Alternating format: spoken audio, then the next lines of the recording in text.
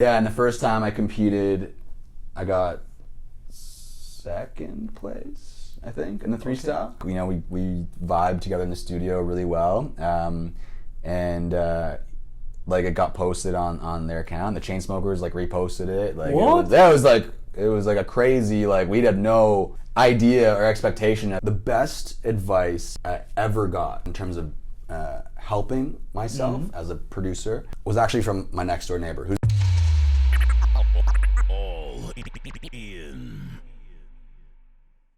Welcome to another episode of the All In vlog. I'm here in Toronto, Canada.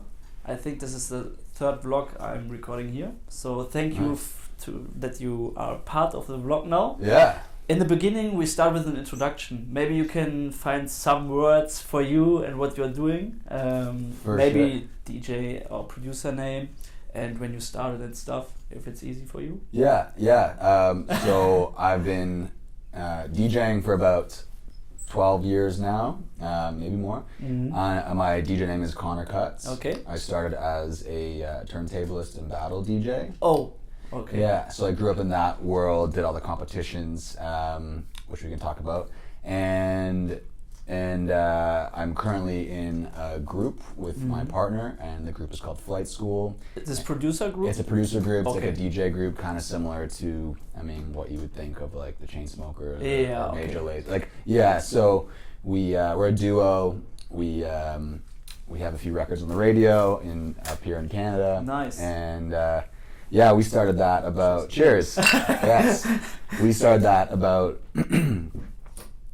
2 years ago, like just about. As a team? As a team, okay, yeah. But you produce? Yeah, so I've been producing for about like 6 years, just kind of like by myself, just like literally just not in here because we just built this, but like in my headphones, doing my own thing, really just, you know, learning, like watching YouTube and just kind of trying to make like everything like, and then we came together, myself and my partner Guillaume, about 2 years ago, formed our group Flight School, and now like that's like super full time, like that's our focus. Really? Like I mean I still DJ like all over the city. That is what supports the project right now. You need the money. Yeah. You need the money. One's got to pay for the other. So so that's what is kind of like the main focus, and that's what we want to pursue. Yeah. Kind of moving forward, and like, you know, the two things like Conor Cutz and Flight School, they go hand in hand, right? And one helps the other. As Conor Cutz, you are exactly part of the team, so yeah. Exactly, and like even in our shows as Flight School, like I do a lot of you know, like turntablist routines, like nice. Scratch, like a lot. Like that was the reason why I started DJing, and you know, it will you still always want to keep the culture. 100%, and that will always be, I think, in any performance, whether it's a club performance or, you know, festival, whatever. Like that will, like I have to do that. That's part of That's part of who I am. That's part of why I started. So yeah. Nice. Yeah. So how did you connect earlier back in the days with the music? How did the music get you, or you get the music? It's so funny. Like I look back from, I'm 32 right now. But I look back to when I was, you know, my formative years in high school, and, you know, like trying to figure everything out, and I was not at all like a music junkie. Like I was not like, I didn't really know what to listen to. I was only listening to the radio, so, you know, that was, and like the music that my parents, you know, wanted, like, were listening to, which was a lot of like, you know, like 50s and 60s like rock and stuff like that. Yeah, so I always had kind of that sort of upbringing as well from their side, which I think was secretly, like, deep down really you know, beneficial to kind of how I DJ now, or I DJ as Conor Cutz. Like, I mean, I'm really into lots and lots of older music now. Yeah. But again, back then, I was never really into music, which is so funny. And like, I remember, I think it was like grade like 9 or maybe grade 8, and my dad got me like a little Discman, like a CD player, for Christmas, and I was really like, what the hell am I gonna do with this? I honestly didn't know. I was like, I don't have any music, like what the hell am I gonna do with this? Nice. I didn't know what to listen to. I was kind of just I was confused, but you know, that was kind of like the very first, yes. you know, this is like the first step into what, you know, I eventually, you know, became and doing now. Was that the question? That was very good. Yeah, I'm like I kind of like ramble. I hope I find myself along the way. That's what makes this is how it should go. Okay, so you listen to a lot of 60s, 70s, and then but when you got or when you became a DJ for the clubs, you can't play 60s, 70s, or so. In which type of genre music did you dive into then? Yeah, so the real kind of like a real foray into club DJing happened when I was in university. I started like getting into DJing in when I was about in grade 11, maybe 12, and. But again, that was like just like I want to scratch and I want to be a battle DJ. Okay, just technique. A turntable, just technique. Okay. I really didn't have much of an interest playing clubs. I didn't really know that was even an option because again, this was, you know, back in the day when like DJing wasn't like it wasn't like it was. It wasn't a cool thing. Yeah. Like, you know, everyone was, you know, for the most part like on vinyl and like, you know, like it was expensive to get into. It was not that easy, yeah. It was a hobby, but it was an expensive hobby, and like people, you know, I don't know what DJ rates or anything like that were back in the day, but like it wasn't like from what I understood, it was like you play the gig to buy the music so you can play the next gig, and you're just kind of constantly pay all the vinyls with that. Yeah, exactly. Yeah. So, but my first foray into kind of club DJing happened in university. I went to Wilfrid Laurier, and I was out in Waterloo, Ontario, and this was kind of back at a time where you know, hip hop was like that was it. Everyone like, you know, like Nelly, like 50 Cent, like that was the era. That was that era. And so obviously I loved all that music, but I also like really still loved like rock, and I still, you know, and like soul and funk and like, you know, like 90s dance and like things that like, at least up in Waterloo where we went to school, like people weren't really playing. Like people were like, you know, there was definitely DJs up there and like, you know, lots of different clubs. But there wasn't really like an open format. Yes, you were very open format for culture. Yeah, exactly. And I think when I first started up there, that was like something I really wanted to, you know, like bring to the table. That's what I really wanted to do. And like luckily we had a couple spots up there that like were really open to that idea. And you know, this was right around like kind of the time with like DJ AM and, you know, like the whole mashup like world kind of emerging, like, so everything was just very like flowed like synergistically like into. So you were influenced by them and for sure, you know, because again, like he was a legend. He was the guy who paved the way for, you know, making these, like mixing a James Brown record with like a, you know, like Biggie a cappella or things like that, or, you know, like even like Girl Talk, like back in the day, like this, hearing that and like hearing how you can make you know, all these crazy mashups and throw like a party and people are going to like shake their ass and like go crazy listening to like like even like the Spice Girls or like, you know, like Backstreet Boys or like things that like, you know, like typically aren't like this is a dance floor banger, but like we wanted to repurpose that and like make it like cool again. And like and since then that has always been like my kind of vibe and like really just like that's kind of just been what I want to do and bring to. I'll do any party, like I do house music parties or trap parties. You know, I prefer doing just like the more open format stuff and like playing like Janet Jackson next to like Lizzo, next to, you know, like Tribe Called Quest, like you know, things like that, and Rolling Stones, like just doing those types of parties. Yeah, so that was kind of on like the DJ tip, like how I kind of started and where everything was going. Yeah, nice. So let's talk a little bit about the DJ battle scene or the cutting scene, because in Germany we have also a big scene for that. For sure. How did you? SK Rafik. Yeah. Robert, do you know Robert Smith?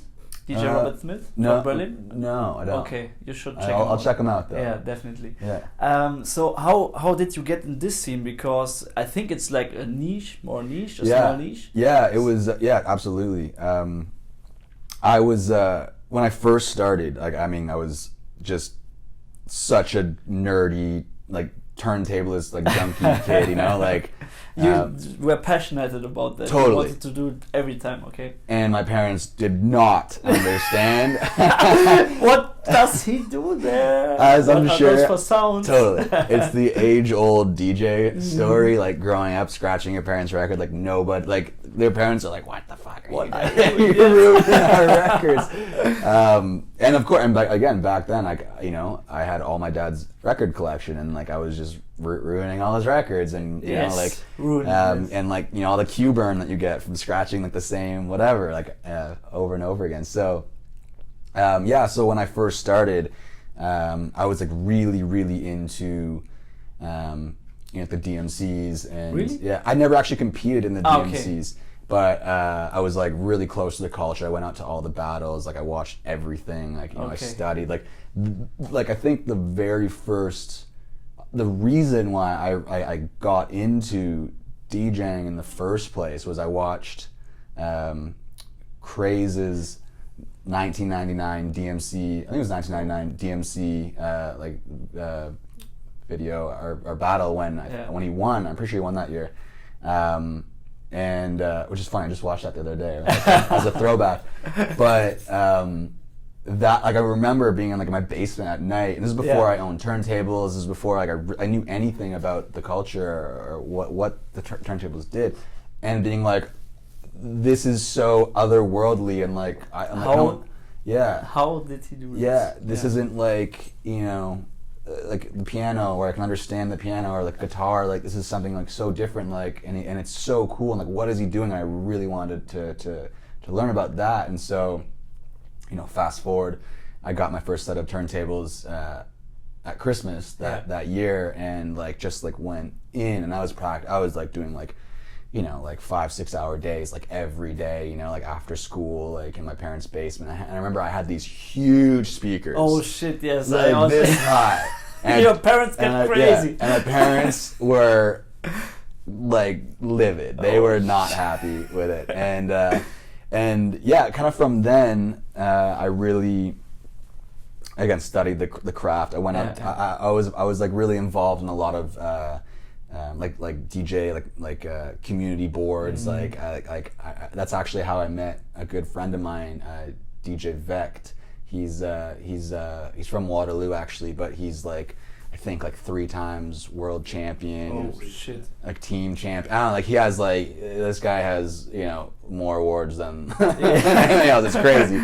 And he's, like, a beast. Like, he's insane. And we actually connected through that, and we'd always exchange little scratch routines. I go to his place and we just, like, kind of, like, have little cut sessions and jams, and really just, like, you know, because, like, again, there's back then, and even now to a certain extent, there's, you know, there wasn't a lot of people, you know, especially because I was, like, kind of, like, at the beginning of the internet days, where, like, people were just starting to connect on anything, and you know, that was like, he was like my guy for you know, bouncing ideas back and forth, and he took that and went into, like, a crazy, like, you know, he's one of the best cut DJs, like, I've ever seen.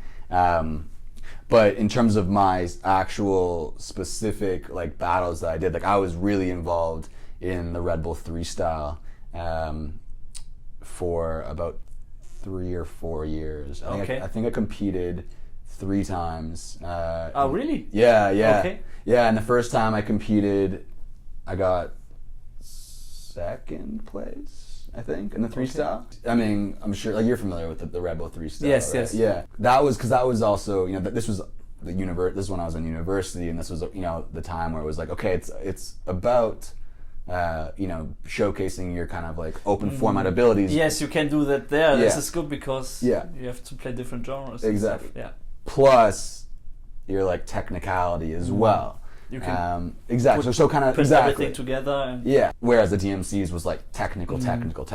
And I was never as good as like those guys. Like those guys are like crazy, especially with like the juggles and stuff. Like I can juggle, but like not like sometimes like I was watching the other day, like even like A-Track's old video. I was like, oh, this guy's light years ahead of me. Crazy. But the 3-style was kind of really where I made my my mark and this fits to you. This fits to me. To your as a DJ. To you as a DJ. Exactly. And it really just it made sense. So the first year I think I got second place, and I think it was the first or second year that they ever did it. Oh, okay. Yeah. And then the second year that was in Waterloo, and then the second and third year I did it. I didn't place, but I was in Toronto, and like it was like by that point it was like.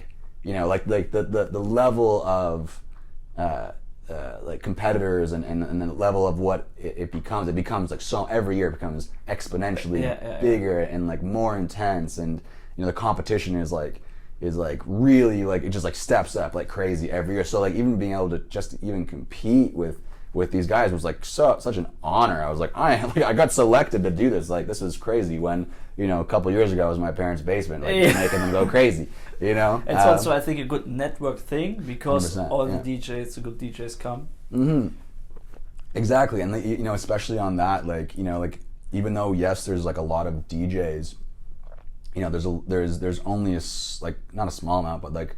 There's not a huge amount of guys who are like really in it for like the right reasons and in it for like the craft, and like that the Redbull3Style was like, all right, you guys, these are all the party rocking guys who can cut, who can who love music, and you are all together in a room. So it was like the craziest just like networking opportunity and being a part of that, and then in I think my fourth year I hosted the 3-style. Oh, really? Yeah, for not Canada, but like part of Ontario. We did like a big run.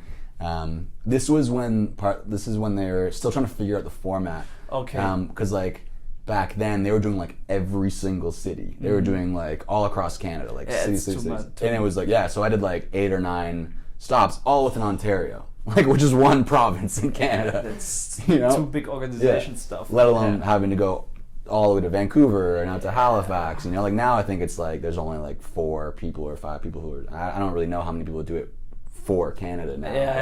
Yeah. You have like this online selection. Exactly. It's easier. It makes sense. Yeah. Whereas back then it was like every like we would do like a 2-week run where we'd be on the road, and every night you're in a new city, and like you're just dealing with those DJs in that city, and like.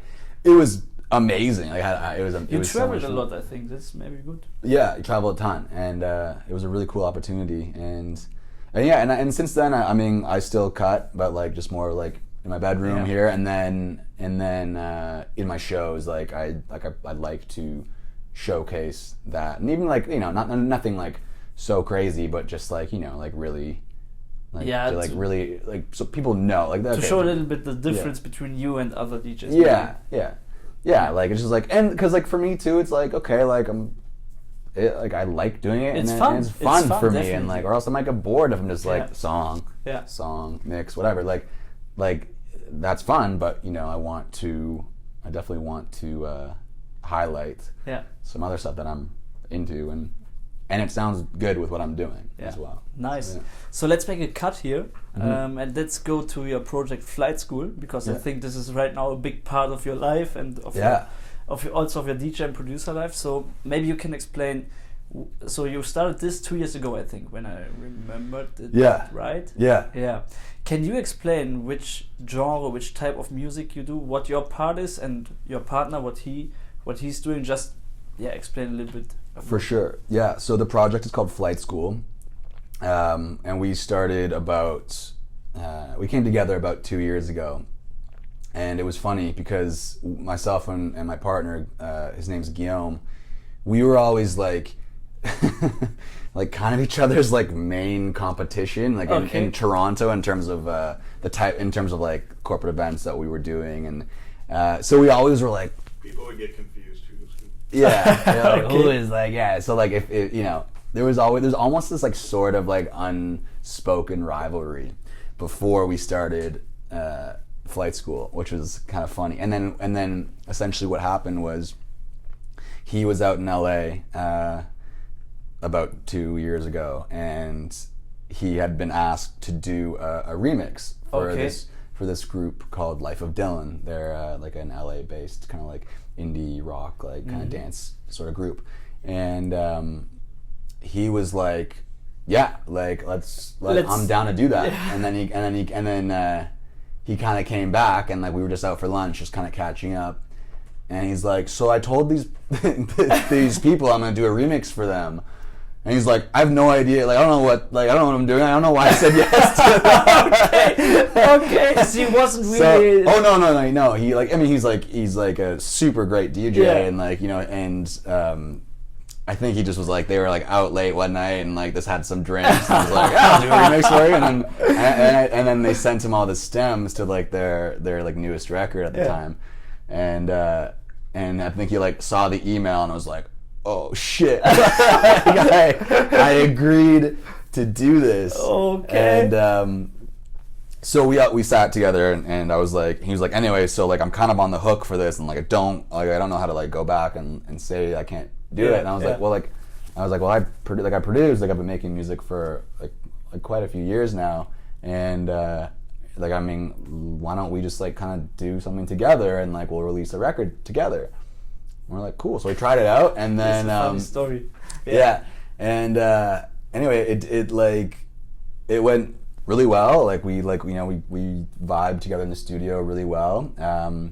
And like it got posted on their account. The Chainsmokers like reposted it. Like what? It was like a crazy, like we had no idea or expectation of anything. We were just like, I hope some people, like if we had 200, 500 views on it, we'd be like, great, like whatever, like amazing, like we put it out there, happy. But like it was like it did like really, really well. Okay. And like and they reposted it, so like thank you, Chainsmokers, for reposting that. And from that point we were like, okay, like let's try and form something. This was even when we released that remix. It wasn't a flight school record. It was like Conor Cutz and Guillaume Viau remix. Like it wasn't you weren't formed as a group. No, because like again we had no expectations as to what. Just we one were just remix, like, let's just do it. This would be fun just to get in the studio together. And like like that's kind of like, even that's what I'm saying, like getting in the studio with like lots of people, like do it, because you never know like what's going to come of anything. Like I had no expectation to like form a group. Like. It wasn't something that was on my agenda to do, and like that kind of came, and it all happened really naturally, and here we are. And that's nice. So yeah, so within flight school, like I mean, I'm the producer, and Guy helps a lot with the writing, helps a lot with the marketing, the branding side of things. Like it's good. Yeah. Oh yeah, you need this. Definitely. It's especially nowadays, like like making music is, it's obviously about the music, but like you need a way to get it out there. And definitely. Like we're together, like we just form this like really great like yin and yang of just like I have my strengths, I understand. He has his strengths. I'm also like, I think this comes from being like a like a hip hop producer. Like I also started making beats like back in the day. Started on the MPC right there. Yes. And like I don't know if I know some people who are like this. I'm sure there's a lot of people who are like this, but like I like really can't hear lyrics. Like I can't like I can hear them, but I don't like process what's going on. I can only hear like melodies and like and like the beats, and so like I can really hear the beats, and I can like pull apart like the hi-hats and like this is the chords and this is that and this is that, whatever. And like I've for my whole life I've always, that's probably why I never really liked music growing up, because I'm like, I don't know what's happening. And so that was like, so sorry. Yeah. For me, that's how I've always looked at production. When we're writing lyrics to songs, like he does a lot of that. He oversees that process. We have writers who we work with as well on the lyric front, and that's like his department, because like I'm just like I don't. You're in the studio. Yeah, I'm like, I don't even know what this song is about. Like, not really, but it's like they come up with, you know, like the specifics, and then so they're that filter, and then I'm like the filter on like the melody front, like how this all works. So together it works like really, really well, and that just kind of came just very naturally. Like, didn't have to force that. Like it just worked. Nice. And then you know. At the same time, you know, Guillaume, because like he'll usually sit back there while like I'm up here making the beats. Like, he's very good at saying what he likes, and he's very good at saying what he doesn't like. Because like sometimes, like, as I'm sure every producer, they like go into like these like deep dark holes, and you're like, oh, like, and you need someone there to like pull you back out and like see the light. You know, think about the deep. listeners. 100%. Yeah. No. Exactly. Yes. Exactly. And so yeah, because like, I mean, again, because making music, it's like a, you know, it's like a lonely job sometimes. You know? Because you're alone in the studio for a long time. You have to deal with yourself. Sometimes you have struggles. You have to deal with yourself. Yeah. Exactly. Yeah. And so having someone else, that's why, like, you know, even having, you know, like your girlfriend or your boyfriend or whoever your buddies, like in the room, just like. It like really like that one element alone, like they could be on the computer working on something completely different, but like it really just like helps.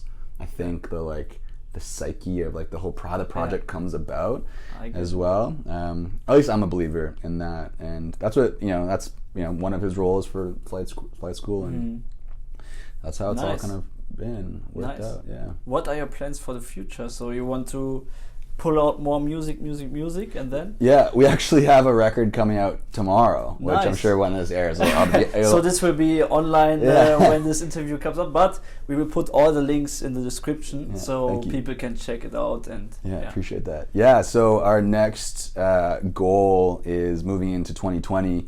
Our goal is to release an album for 2020. Okay. Really like tighten that up. Like, we have a couple songs that are like in demo mode early right now, but we're looking for basically like a EP / like 6 to 8 song, like a bigger EP essentially. Could be an album, I guess, and we'll call it an album. Yeah. Sounds better. Yeah, exactly.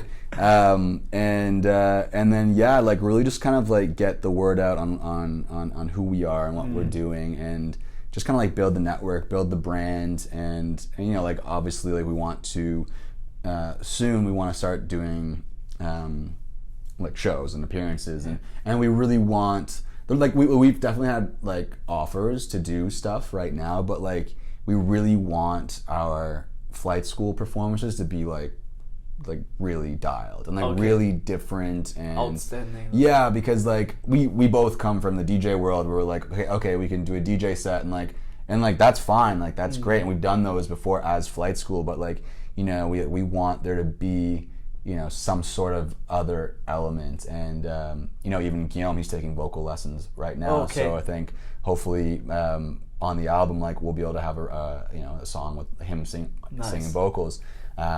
So even something like that for the performance side of flight school, like we want to make the album, and then we want to basically like get like the show dialed on in the next like, level. Yeah. Because again, we play, like we can DJ, but we want it to be bigger than that. Yeah. So that's the goal right now. So we'll see what happens. Nice. Yeah, nice. One last question, because I think we did a lot and talked a lot about everything. Maybe a little bit private, you don't have to answer this, but how do you start your day? How do you do your day? Because you said that you are a full-time producer. Yeah. When do you wake up? What do you do at first? And totally. Yeah, I mean, like... Is there a plan? Is there a routine? Or is it... So I'll say, this is going to be a two-parter. Yeah. I'll lay it on you. I think the best... because your channel is about like production as well, like helping people get better at their craft. So I think that's kind of what part of the question you're asking me is about. The best advice I ever got in terms of helping myself as a producer was actually from my next door neighbor, who's not a DJ or a producer, but he was like, you know, when you wake up every morning, time yourself for 1 hour and try to make like a track, try to make like a full beat or full demo or whatever. Like, you know, it doesn't have to be, it very likely won't be great or good or whatever, but like really try and get as much in, like the drums, like the samples, the chords, whatever. Like just like try and come up with something. Yeah. It's like right off the bat, it's the first thing you do for like, you know, if you have time in the morning for 1 hour. Cause like that will like just like it will wake your brain up. Like I gotta like be on like and working within that tight limitation. Yeah. It's like having like it's having a goal basically. You want to finish this in this amount of time. Like it's a pretty everyday challenge. Yeah, an everyday challenge. And I did that for a full year before like the flight school project started. Really, so it was about 3 years ago, and it completely leveled me up. Like nice. it was like I can't stress like I was at a point where I was producing and like I was, you know, I'd go into the studio like here and there or whatever, like spend an hour, spend 3 hours, or like spend 10, like, but like wasn't really getting better. And I really wanted to, because I really wanted to pursue this, and then doing this challenge every day, it starts to get addicting. So you start to like wake up looking. Okay. You want to do it, and then by the end of that year, I didn't do every single day because like that would be a lot of sketches. I'd have to get a whole new computer to do that, but it like 10x'd my growth in terms of like my production, and it's just, again, it's just 1 hour, like do it and like if you see like you have a 24-hour day, 1 hour. Everybody who wants really to produce should have this 1 hour at a day. Like it's so important, and it doesn't have to be the beginning of the day. It could be any time you have an hour in the day, but like it's so important, I think, to get into that routine, because you're just making like the key to getting good at anything, whether it's piano or guitar, music production, DJing, like is just practice. Doing. Yeah. Like I'm put the hours in. Exactly. Like I'm learning guitar right now. And and I'm teaching myself, but like. And I can tell I'm getting better, and I'm not good, but like I'm telling getting better and better and better, like, you know, day after day, week after week. Love, you know. So that's like one thing I would say to like definitely I recommend to do for anybody. In terms of my routine, like I'm like pretty basic, like, you know, like I don't really do much. Like, I like to wake up and like go to the gym, and then nice. Like from like noon till about 6 p.m. I try and like work and be in the studio. So you work at the day?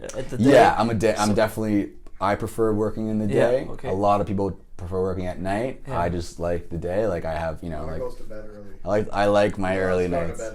Nice, but how do you deal with all the messages and stuff? Do you put your phone offline or? No, like I'm pretty good at multitasking. Like I know, like I have like you know. I mean I could be better at it, but like I mean like I like to. I definitely like to work from about noon to about 6, like every day, like doing that in here in the studio. And then by 6, like, you know, like hanging out with like my girlfriend or friends at night, and just and it's also important to do that. Just work is not good. Yeah, exactly. Because like balance, I think. Exactly. Because on top of everything else, like I'm, you know, I 3 or 4 nights a week I DJ at night. So I you know, during the day I have this time to work on production. Yeah. Then I have the small window to have dinner and hang out with friends. And then I'm usually out at the club. So it's like, yeah. So I prefer not to work. You know, production through the night. I will, but like I would prefer to do it otherwise during the day. But yeah, I don't have any like crazy like, oh, I like, you know, like do this crazy routine or whatever. Some people have that. Yeah. No, totally. Yeah. No, I'm super basic like that. But again, I would definitely stress like the biggest thing that ever helped me was doing that. Wake up, hour. Yeah. Practice. Nice. And then like nice advice for you guys. Okay, so I think we're at the end of the interview. Yeah, it was really nice, really helpful. That was great. Thank you. If you have anything to say or want to say, you can do it now. Otherwise, I do the outro. Yeah. So do you want to give one tip, but you gave an advice already. So do you have? No, I just want to say thank you guys all for tuning in, and you know, go to Spotify, Apple Music, everything. Check out our records, Flight School, and thank you for having me. In the description. Yeah. Thank you for your time. Thank you. And if you like the channel, so the outro now. Yeah. It's always I think in German and have to translate it. I get you. I'm German.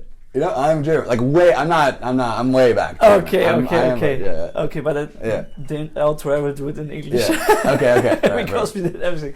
So if you like the video and the channel, make sure to subscribe, and we see us next week on Sunday. Bye.